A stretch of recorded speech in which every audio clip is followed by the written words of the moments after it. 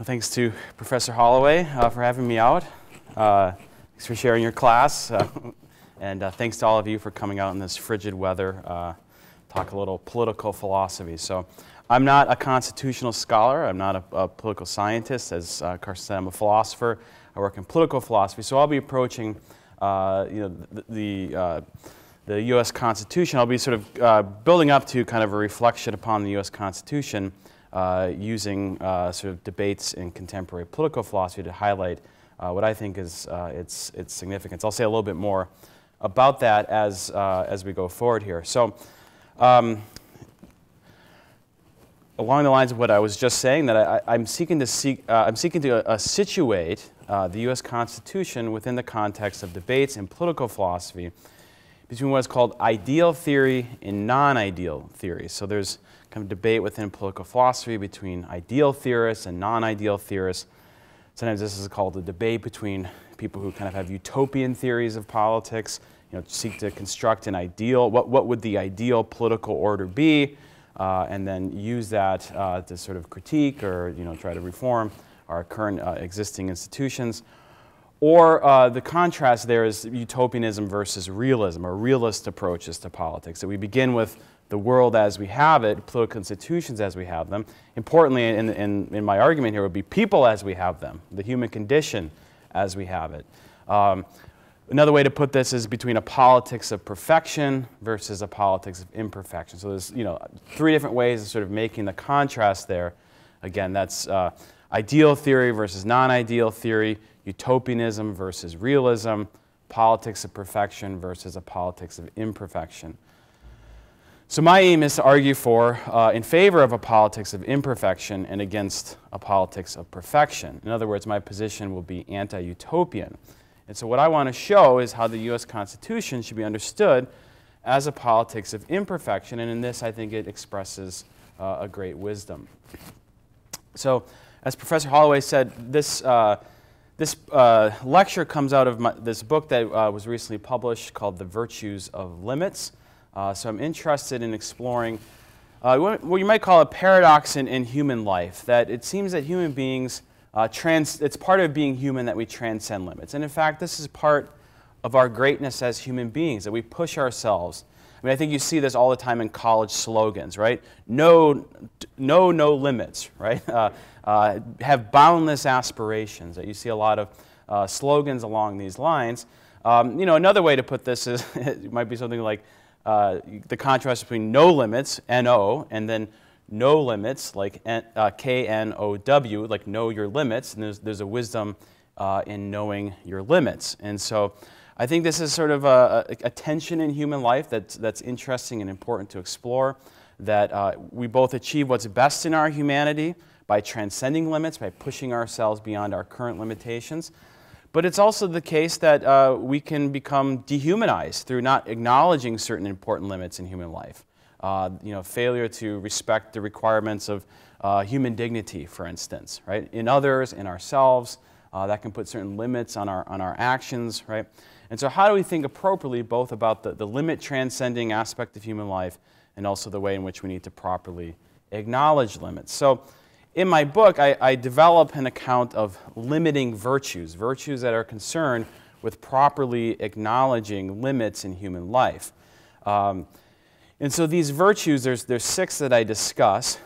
Humility, I consider to be the master limiting virtue. Humility is sort of the virtue of knowing your proper place in the scheme of things, not thinking that you're a god, as the ancient philosophers would say, knowing that you're situated between non-rational animals, which they often refer to as the beasts, and the divine, that we're sort of that in-between condition. And we can go wrong either by, sort of living in a beastly mode or pretending as if we're divine. So there's lots of warnings about hubris in, for instance, especially ancient Greek tragedy. Hubris is often a precursor to a fall. Of course, we're aware of that theme also in the Jewish and Christian traditions. Obviously, humility is a key virtue in relation to God. But of course, the language of pride comes before the fall. A lot of those themes, I think, are centered around the virtue of humility. And so it's a master limiting virtue in the sense that it's really the virtue concerned above all with recognizing our proper limits that are proper to our humanity. right? So we're not, again, going in a beast-like direction, but we're also not pretending to be God. Some other virtues, reverence. Reverence sort of respects that which is worthy of reverence, or has dignity or sacredness, we might even say. And so it places limits on our will to respect it, to show reverence for that thing which is worthy of reverence. Moderation, this is going to be an important one. I mean, I'll discuss all of these virtues today in relation to a politics of imperfection. I discuss them in relation to a number of different topics in the book, but today I'm focusing on political limits. Moderation is a virtue concerned with avoiding extremes.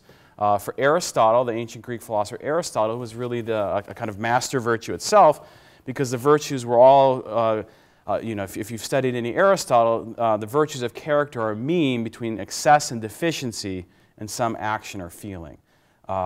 Temperance is a good example of moderation. You can go too far in sort of sensual pleasure, or you could be sort of deficient in being able to appreciate pleasures of the senses.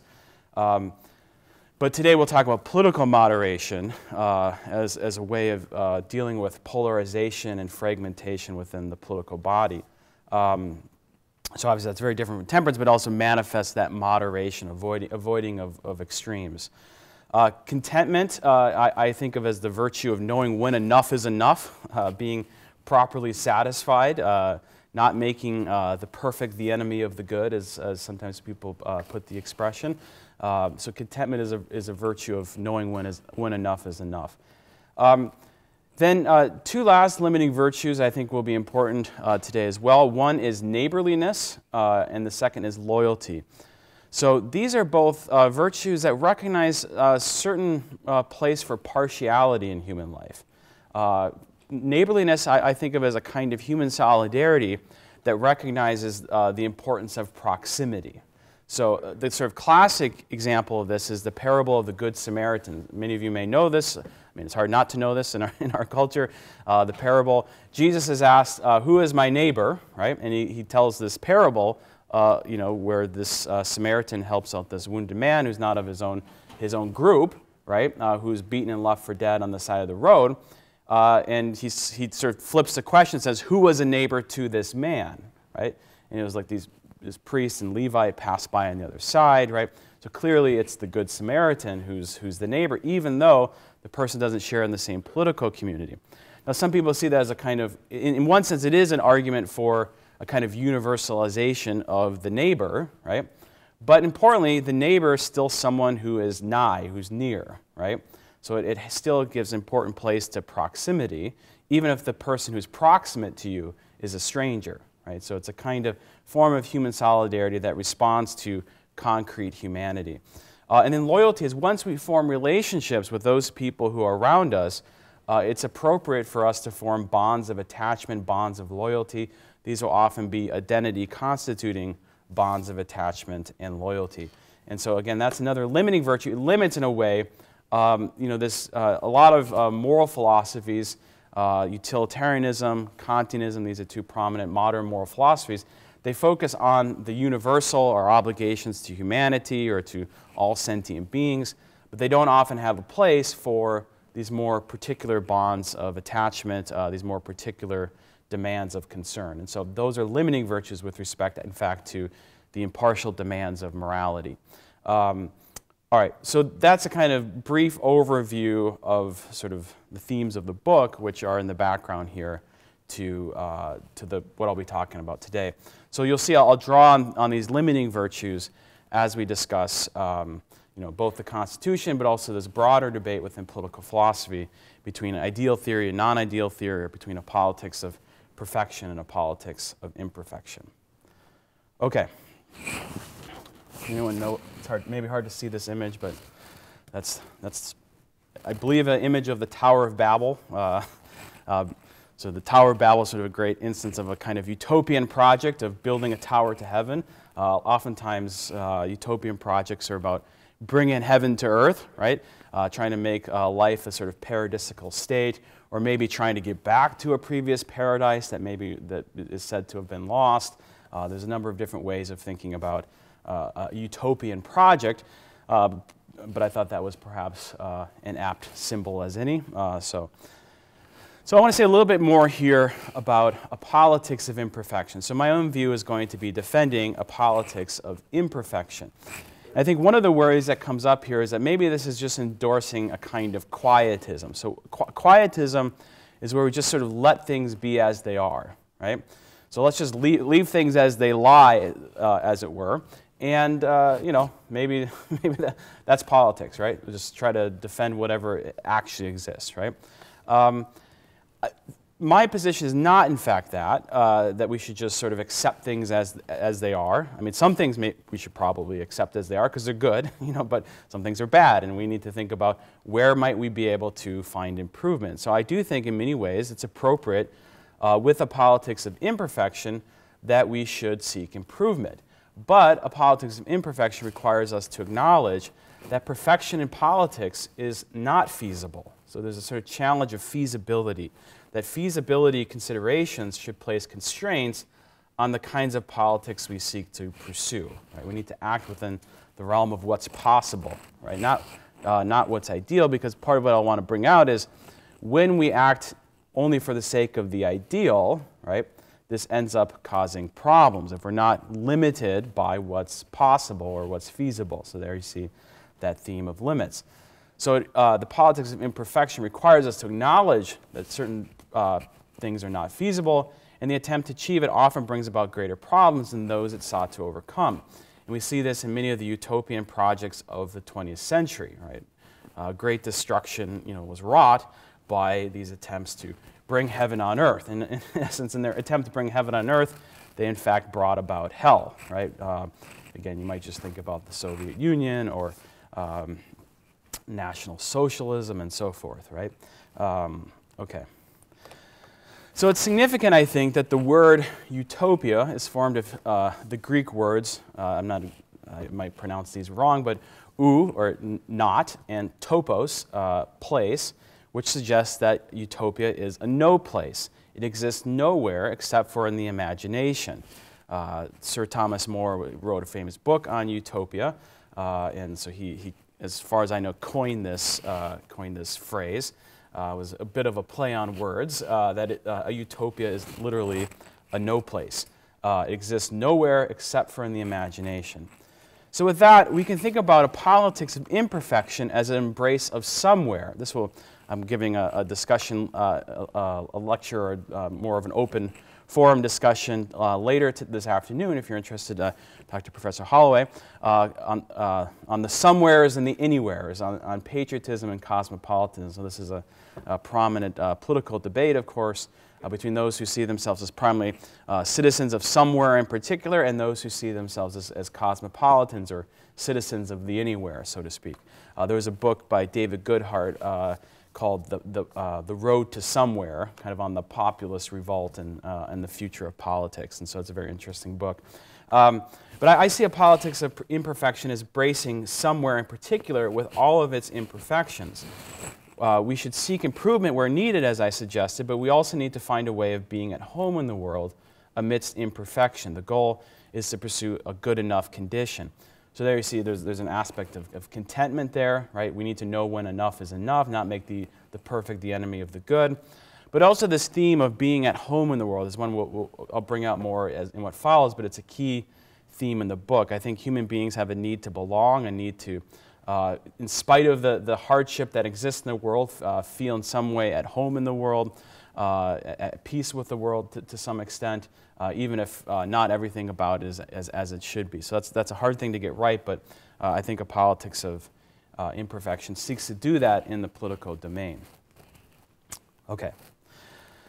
So again, I'm going to be building up to discussion of the Constitution, particularly looking at the Federalist Papers, specifically looking at Alexander Hamilton and James Madison, some of their remarks about the U.S. Constitution.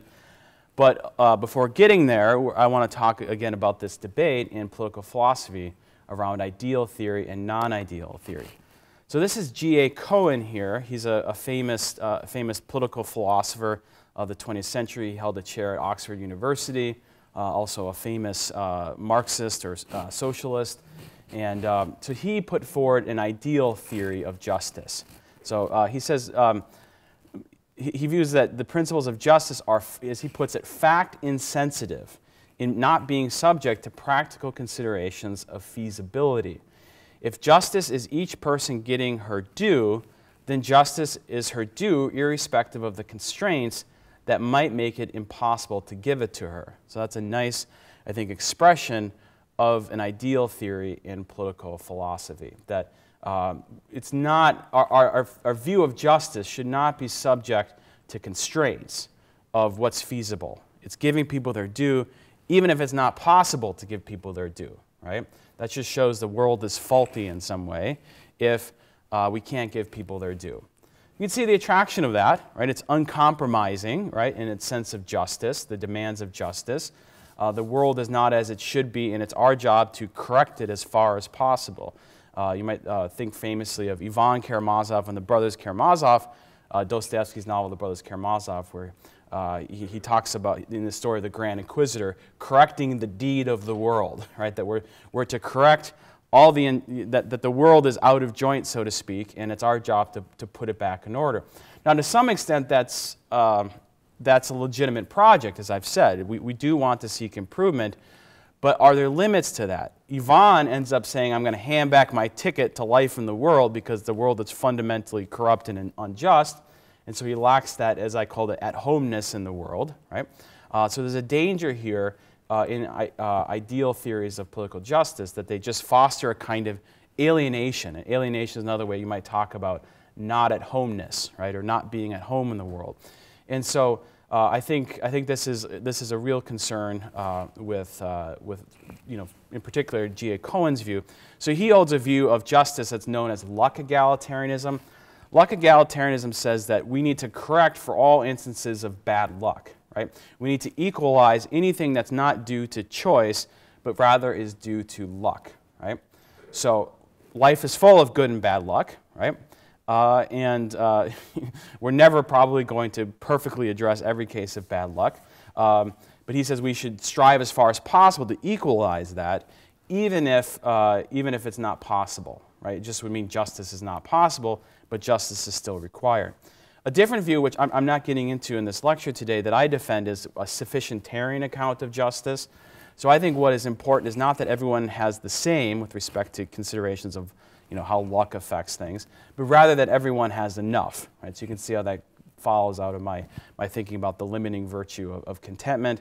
What matters is not that, for instance, two rich people are unequally rich, but rather what matters is poverty, we might say, right? And I think when people talk about inequality, what they're often concerned about is poverty, that people don't have enough to live, decent, good human lives, right? And so I won't get, we could talk about that more in discussion, but I won't get too much into that. That's sort of two rival views of distributive justice in particular. So let me talk a little bit about Cohen's way of sort of seeking to argue for his position.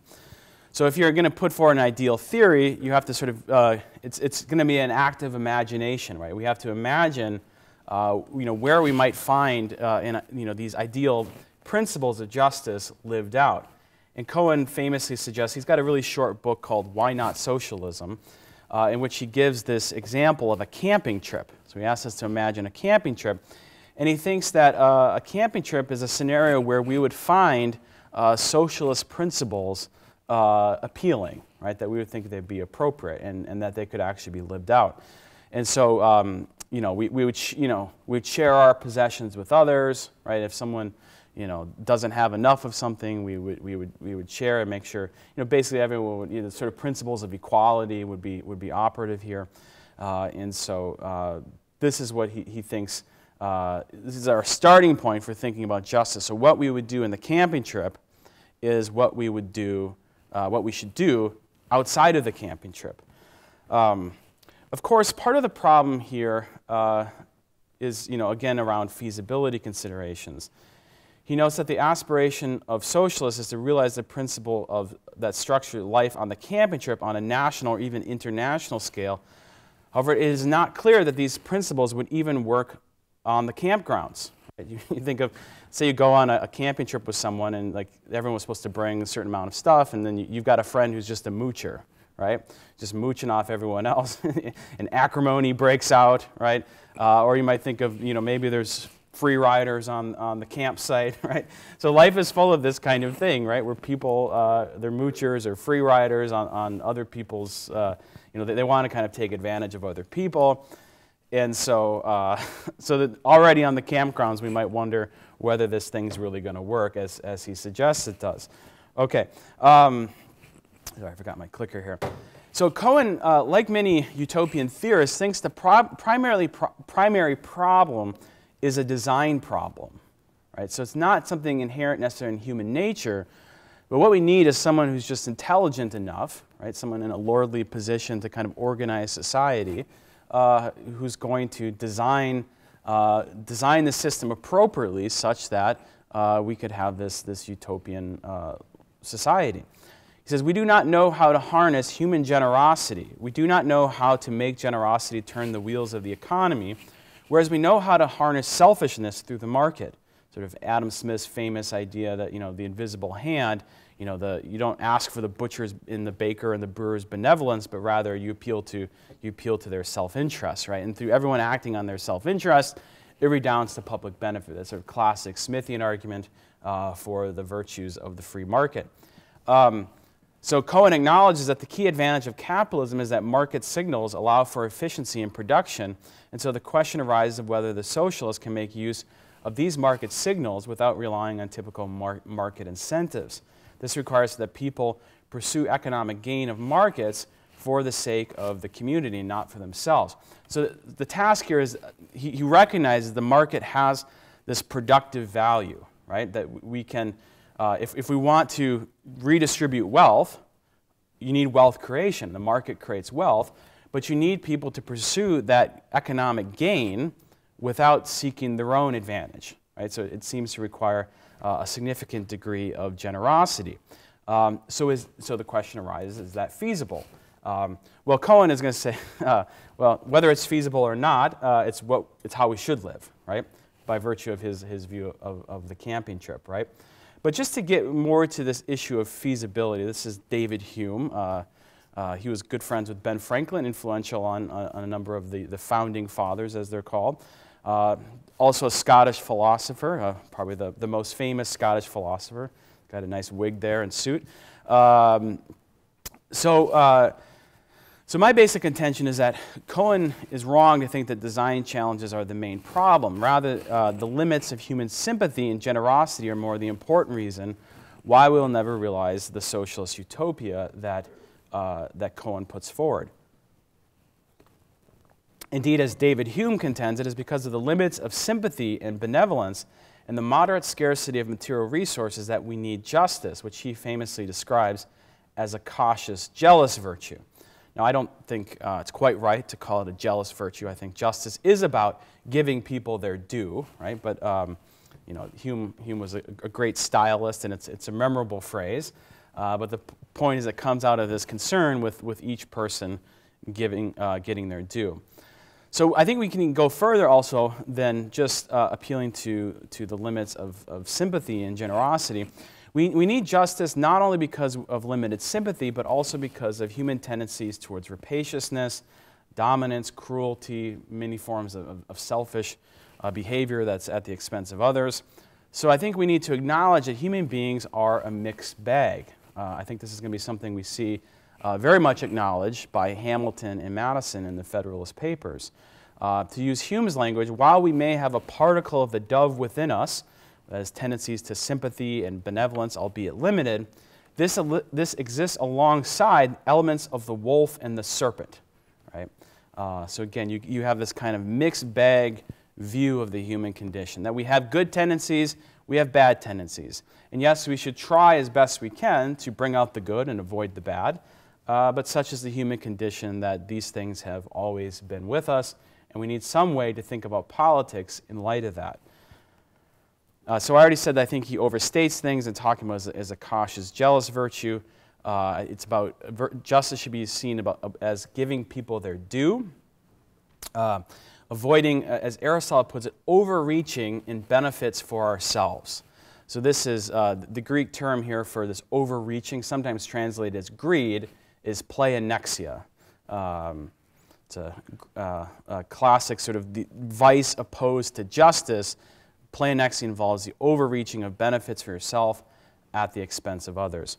So Aristotle, I think, has some interesting similarities to Hume. Aristotle says if people are friends, they have no need of justice. But the justice that is most just belongs to friendship. It's a just great passage. There's a lot one can do just to unpack that. But if we have if people are friends, they have no need of justice. In other words, if you're a friend with someone, you're already concerned with giving them their due, in fact, going beyond their due because you want to act in benevolent terms. And that's part of the idea that the justice that is most just seems to belong to friendship. But this friendship will be limited, right? He encourages a kind of civic friendship, but obviously still sees the need for justice, especially where friendship breaks down. And so that's why some people have referred to justice as a remedial virtue, sort of remedies when friendship breaks down. So in a relationship, when you start making claims of justice, like in a friendship, if you start like demanding your due, probably something has gone wrong in the friendship, right? There's some kind of repair that's needed. So justice is as it were, assumed in the friendship, but friendship goes beyond it. But nevertheless, friendship, especially on a wider scale, because of limited sympathies, is itself going to be limited, and so we still need the claims of justice. Okay. So here I think with this reference of Aristotle, I think it's helpful to bring out that we can think of justice in sort of two ways. Another way of sort of getting at this point between ideal conceptions of justice and more realist conceptions of justice is with the contrast between Plato and Aristotle. Does anyone know which one's Plato, which one's Aristotle? Students in the room? Does anyone know who's pointing up? Yeah? Good. So Plato's pointing up. He's pointing up to the ideal world of the forms, right? The form of justice, right?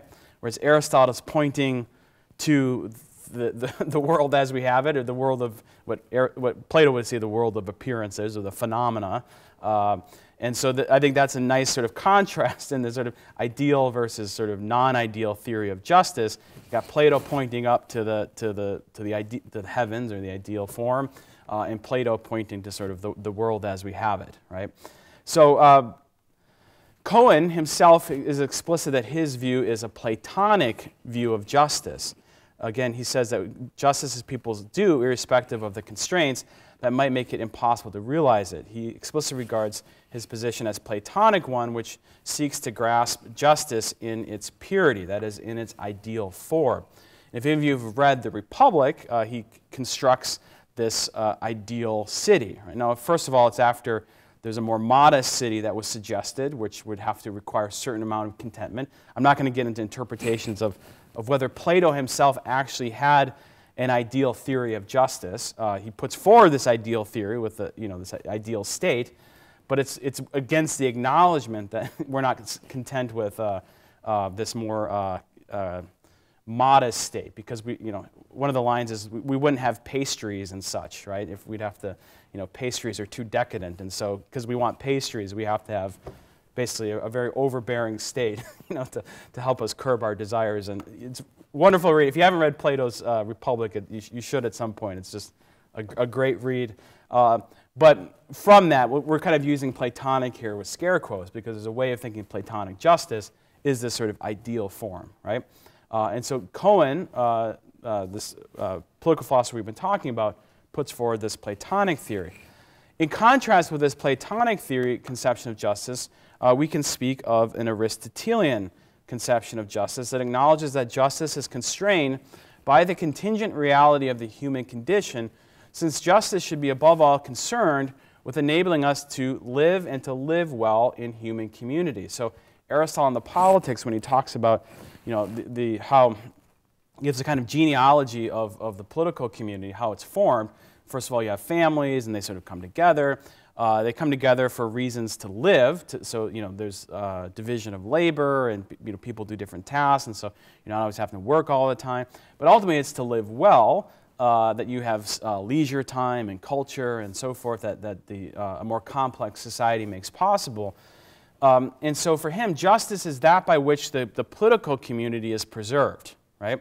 It has a more practical function. Justice preserves the political community, the koinonia, which is a community of sharing in a common place, right?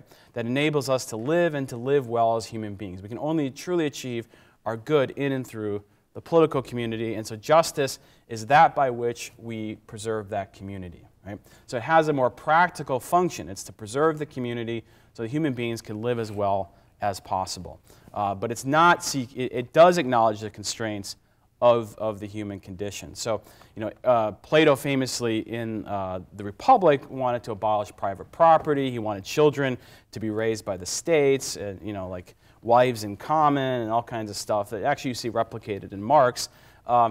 It's not clear that Plato really believed that, but Aristotle critiques him for that in the Politics and says this is a non-starter. This isn't going to work for human beings, the types of creatures that we are. We're not going to live without, like some attachment to our children and to our family members. And, common property, that's not going to work because there's going to be all kinds of, like I suppose we might see on the camping trip, there's going to be fights over whose is what and so forth, right? And so property, becomes a part of, a key part of thinking about justice. So that's, I think, a good way to think about ideal and non-ideal theories, to think about Plato and Aristotle, at least a certain way of thinking about Platonic justice and Aristotelian justice. So if we take this Aristotelian scheme or conception, as I think we should, then feasibility challenges do give us reason to question utopian schemes. A key difference here is over what we think is the prime concern of a conception of justice. Is it to try to understand the ideal form of society, or to guide social practice in the human condition as we have it?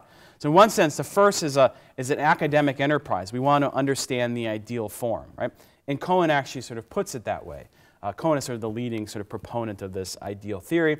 He says, I want to understand what justice is, whether or not we can realize it. Whereas someone who takes what I'm calling the Aristotelian line, the more realist line, says that no, we need to understand the world as we have it. That's why Aristotle's Politics goes through existing constitutions and thinks, okay, what's the best constitution, or maybe there's a mixed regime that we can cultivate that would be the best given the human condition. Plato actually does something of that in his other works, so that's why I think it's not clear that Plato and Aristotle entirely disagree. The Republic is just is an interesting, provocative work that people have interpreted a number of different ways. But in any case, I'm using Aristotelian and Platonic as ways of thinking about this contrast. Okay, so let's get into more specifically my argument here against utopianism. So I'll just put forward these 3 points here. So a defender of utopian view would say, might say something like this: well, we need utopian conceptions because this actually does have practical significance, right? To have a sense of ideals helps to guide our politics, right? It helps to guide the direction we should go. And so we don't want to give up on ideals. And so, it's not that they're totally impractical. Actually, even if we can't realize it, it still has a practical significance, right? So that's, I think, a common argument you might hear in defense of utopian ideals.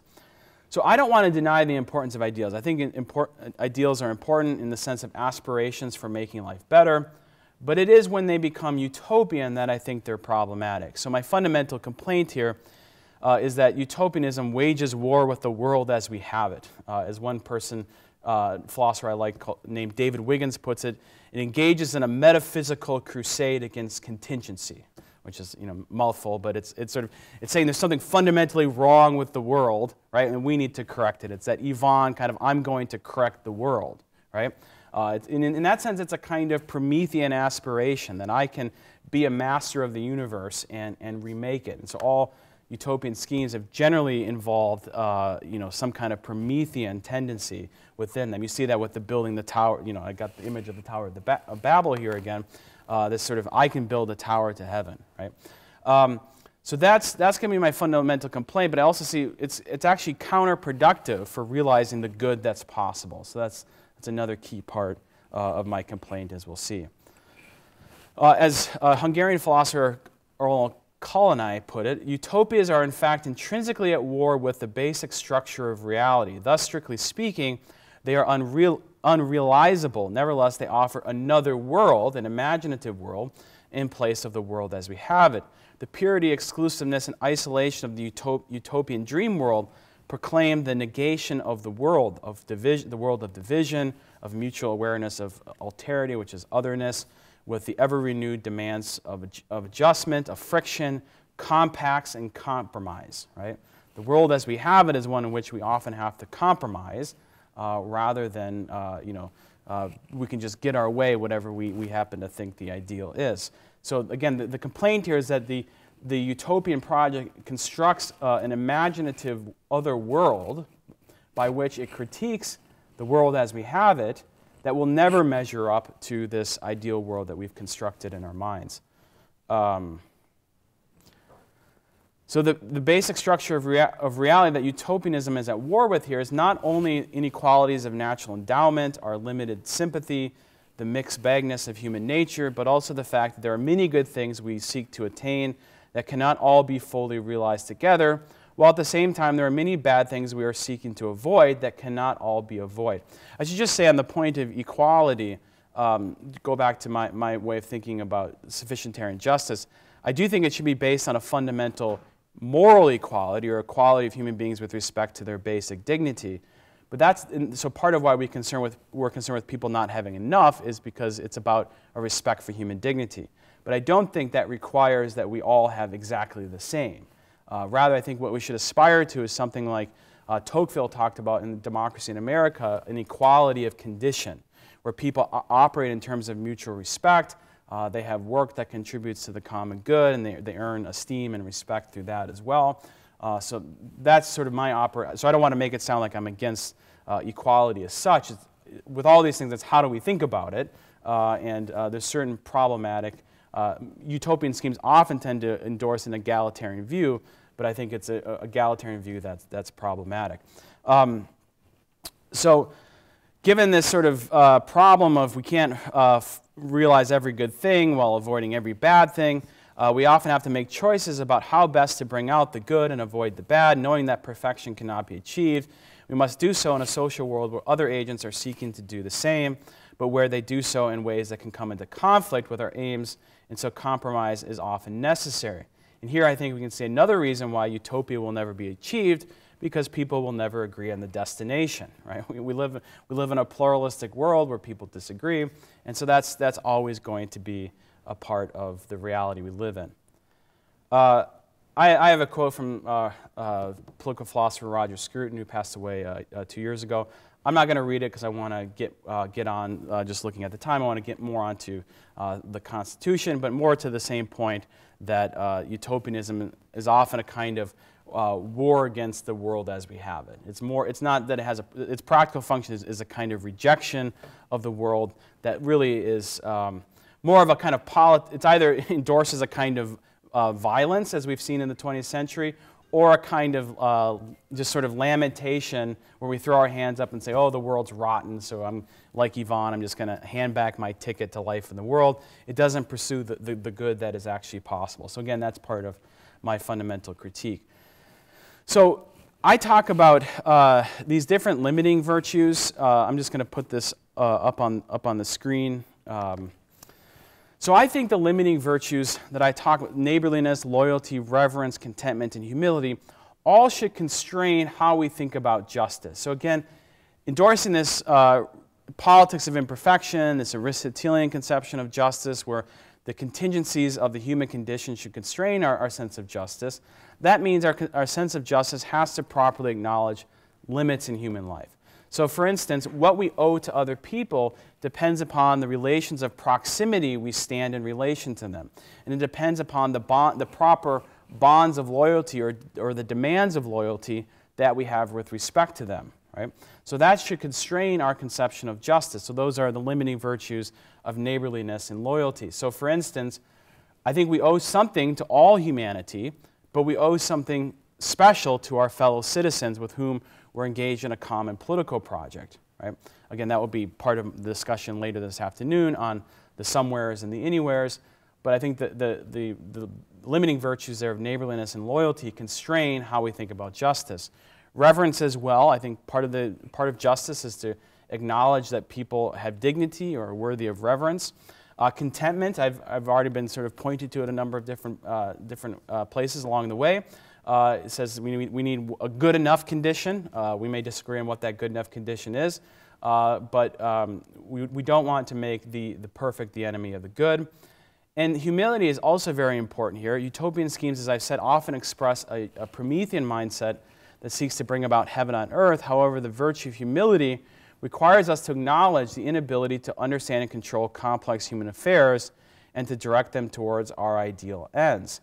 Indeed, as informed by the light of human history, it requires that we acknowledge that the best laid schemes of human beings regarding complex human affairs often go awry, and that in our attempts to bring about heaven on earth, we can in fact bring about hell. So it's better to focus on realizing the good that is possible. And again, this is an important reason for objecting to utopian schemes. Again, we might begin by focusing on becoming better people ourselves. As philosopher Max Scheler puts it, repentance, not utopia, is the greatest revolutionary force in the moral world. All right, there's a Burke quote just kind of highlighting these thoughts. I'm going to skip it just for considerations of time here. The virtue that I really want to focus on specifically with regard to the Constitution is political moderation. So I think the Constitution embodies, and this is how it was argued for by the authors of the Federalist Papers, was appeal to political moderation. So I've sort of been informed by this book by Aurélien Crotu, The Faces of Moderation, Art of Balance in an Age of Extremes. So part of the point I've said is utopian thinking is counterproductive to the prudential work of compromise that is needed to solve human conflicts. We must look at each case in its own terms, and moderation has an important role here. It counteracts political polarization and fragmentation, and it helps preserve the bond of the political community and helps to realize the good that's possible. So just some kind of characterizations of the political moderate. The political moderate embraces the politics of imperfection, acknowledges that conflicts will always be with us, and so this means that we must find paths of compromise. This does not mean that there are not some things on which we should not compromise. For instance, slavery is obviously a key instance. So moderation does not mean that we always should compromise on everything. Aristotle was a great advocate of moderation, but yet he said there are some things for which there is no mean. Certain actions are just ruled out, right? And so I think that's an important point. What political moderates are committed to, I think, is an ethic of dialogue and civility. They seek to communicate across differences of view in order to find common ground. They do so respectfully, charitably, and with an open mind. And they see promoting and embodying this ethic of dialogue and civility as a way of preserving the bond of the political community in the face of continued disagreement. They seek to avoid ideological Manichaeism. Maybe some of you know, if you've studied St. Augustine, he was responding to the Manichaeans because he himself was one at one point. But they see all of life in terms of these forces of darkness, evil and darkness on the one hand, and light and goodness on the other. I think in polarized politics, there's often this tendency to see someone who votes a different way than you as like, this evil, horrible person who's, like irredeemable. And so a moderate says, no, life is complex. It's a mixed bag. There's likely to be some element of truth on different sides of a political debate, and actually we're helped by having different viewpoints expressed. Maybe we can find our way better to the truth through that process, or at least that was John Stuart Mill's argument. The challenging task of political prudence and moderation is how best to bring out the good and avoid the bad in a situation where people often make different judgments about the nature and extent of the good and bad.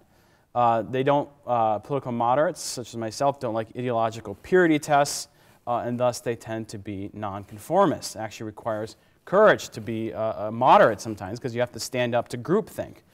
You say, well, I want to see both sides, and where's the truth here, where's the truth there, what's good, what's bad, what do I want to avoid, what do I want to bring out. It's always easier to be a dogmatist for a particular position. It makes life more simple, but it causes problems. So the moderate's going to oppose radicalism, fanaticism, dogmatism, and the like. Political moderates prefer piecemeal reform to revolution and sweeping change, although this doesn't mean that sometimes we might not need more sweeping change. But what the moderate is resistant to is finding political emergencies everywhere. If you watch cable news, this is sort of the sense there's an emergency everywhere, right? And you better get amped up about it, you know. And so moderates are like, you know, cool down, chill out, you know. There's some more colorful words for that I won't say. Political moderates are concerned above all to avoid the worst evils and bad things, such as unsatisfied dire need, cruelty, violence, anarchy, rather than to achieve the ideal state of affairs. So I think that's an important point. I think that's an important point as we think about the Constitution. As Croix puts it, political moderation is a humble expression of imperfection and limitations. Okay, so let's now turn to the Constitution. All that was a kind of long preamble to thinking about the Constitution. Croix himself says that political moderation has traditionally been linked to the separation and balance of powers, the use of the executive veto, bicameralism, neutral power or third power, as well as the adoption of a declaration or Bill of Rights. What does that sound like? It sounds like the U.S. Constitution. These features we see there is a separation of powers between three branches of government, executive, legislative, judicial, which provide checks and balances to each other. There is executive veto with the president. There is a bicameralism with the Senate and the House of Representatives. And the judiciary is supposed to be a neutral power, and we also have a Bill of Rights. So all those sort of features that are expressions, as Croix sees it, of moderation we see in the U.S. Constitution. And this is, in fact, how the authors of the Federalist argued for it. I'm going to ignore John Jay here, focus on the two biggies here, Hamilton and Madison. But we see these authors argue for the ratification of the Constitution through appeal to the wisdom of moderation, political moderation gained from history and human experience.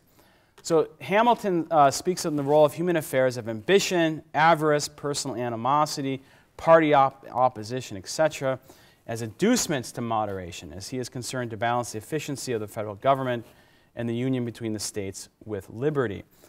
So he's not, you know, he's saying, look, these are features of the human condition. Yeah, we may be generous and have sympathy to some extent, but we can't ignore these other features, right? Any good constitution should take account for these basic features of the human condition. If we're trying to construct a good constitution, we're not trying to come up with, you know, something coming out of Plato's theory of the forms, but rather we're trying to say, like, what are human beings like? And what would be a good constitution for helping human beings to live as best as possible within the human condition as we have it? In Federalist number 6, he said, this is Hamilton again, he says, we should reject those utopian speculations and idle theories that promise us an exemption from the imperfections, the weaknesses, and the evils incident to society in every shape. And instead, we should adopt a practical maxim for the direction of our political conduct that we, as well as other inhabitants of the globe, are yet remote from the happy empire of perfect wisdom and perfect virtue. In other words, we need a politics of imperfection, and this is what the U.S. Constitution offers in Hamilton's view, and I think rightly so. In Federalist number 9, Hamilton identifies the regular distribution of power into distinct departments, the introduction of legislative balances and checks, the institution of courts composed of judges holding their office during good behavior as opposed to the bad behavior, the representation of the people in the legislature by deputies of their own election as the means and powerful means by which the excellencies of Republican government may be retained and its imperfections lessened or avoided. Turning to James Madison in his famous discussion of faction, so he thinks that the goal of the Constitution is in part to control the effects of faction, where you have a number of citizens, whether amounting to a majority or a minority, on the whole, are being united and actuated by some common impulse that's injurious to the interest of others. And so the goal here is to control the effects of faction rather than to remove it, right? Faction will always be with us, and we try to remove it. This would mean removing liberty, right? So just as he has this line about just as air is to fire, you know, like fire can burn things, right? But we need air. It doesn't mean we want to like eliminate air, right? And similarly, liberty causes faction. It allows people to have different viewpoints, which causes problems, but liberty is a good thing that we want to hold on to. And so the goal should be to control the effects of faction. And this may be the most famous line from the Federalist Papers, at least is by my lights. He says, "It may be a reflection on human nature that such devices as the separation of powers and the system of checks and balances should be necessary to control the abuses of government. But what is government itself but the greatest of all reflections on human nature? If men were angels, no government would be necessary. If angels were to govern men, neither external nor internal controls on government would be necessary. In framing a government which is to be administered by men over men, the greatest difficulty lies in this. You must first enable the government to control the governed, and in the next place oblige it to control itself. A dependence on the people is no doubt the primary control on the government, but experience has taught mankind that the necessity of auxiliary precautions, such as, again, the system of checks and balances, separation of powers." He's not saying that human beings are wholly vicious, right? It's not that he actually thinks, a Republican government does, or Democratic government, as we might say today, does require a significant degree of virtue, but we shouldn't expect people to be perfect in virtue, and so government should seek to counteract human imperfection, including as it operates within the government itself. Okay. So there's two senses in which I think the U.S. Constitution is a limited government. One, that by the system of separation of powers, checks and balances, the powers of the government are thereby limited. Secondly, the U.S. Constitution provides a form of limited government, as Madison puts it in Federalist 45. The powers delegated to the federal government are few and defined, and all other powers, as the 10th Amendment puts it, are reserved to the states respectively or to other people. Now, to what extent do we abide by this and have proper limits on sort of the scope of government? I think people have worries about the abuse of executive power, of agencies that are like non-democratic, that make all these decisions. So that's not to say that the Constitution has always been enacted as it's been written, but nevertheless, that's the aim of it as a politics of imperfection. Okay, I'm going to end with a quote from, this is Albert Camus smoking his cigarette here. Looks like a cool guy. He's a French philosopher. So part of the point of a politics of imperfection as expressed through moderation is to limit government, to put the brakes on tendencies towards unlimited government, which is to say totalitarian government. It is important not to expect government to do too much or politics to do too much. Many of the most important pursuits of life exist outside of politics. And so we should not seek our salvation or ultimate meaning through politics. Not to say we can't find some meaning, but I want to just end with this quote from Camus. He says, "Politics must, wherever possible, be put back in its rightful place, which is a secondary one. Its aim should not be to provide the world with a gospel or a catechism. The great misfortune of our time is precisely that politics pretends to furnish us with a catechism, a complete philosophy. But the role of politics is to set our house in order, not to deal with our inner problems. I do not know for myself whether there is an absolute, but I do know this is not a political concern. The absolute is a concern of all. It's not a concern of all. It is a concern of each." Okay, we'll end there, and thank you very much for your attention, and we can take some questions. Yeah, thank you.